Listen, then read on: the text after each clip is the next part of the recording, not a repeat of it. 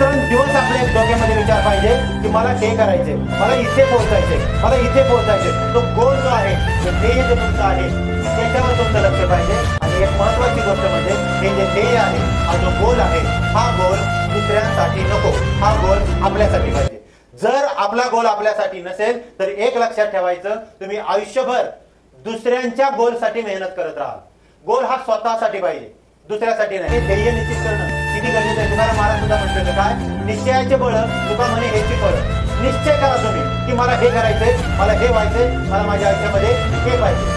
Doctor APJ Abdul Kalam सुद्धा म्हणायचे काय की तुम्ही स्वप्न बघा, स्वप्न बघा. आणि ते असं म्हणतात की मी माझ्या आयुष्यामध्ये स्वप्न बघितले आणि ती खरी झाली. म्हणून ते म्हणतात की तुम्हाला स्वप्न बघायचेच ना, मग छोटी स्वप्न बघू नका, स्वप्न मोठी बघा. का? जर ती खरीच होतात ना, मग छोटी कशाला बघायची, मोठीच बघा ना जर खरी होत आहेत तर.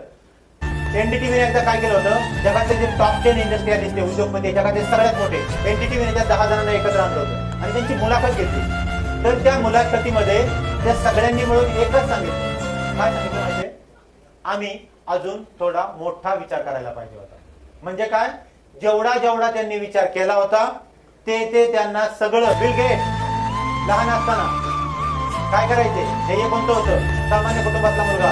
ध्येय काय ठेवलं होतं, श्रीमंतांच्या यादीमध्ये माझं नाव असणार आहे, श्रीमंतांच्या यादीमध्ये माझं नाव असणार आहे. अँथनी रॉबिन्स कोण होता? अँथनी रॉबिन्स हा वयाच्या 17व्या वर्षी 10x10च्या रूम मध्ये राहायचा, हॉटेलमध्ये डिश देण्याचं काम करत होता. आणि वयाच्या 27व्या वर्षी तो बिलियनियर झाला होता. त्याने ध्येय ठेवलं होतं की बिलियनियर होणार.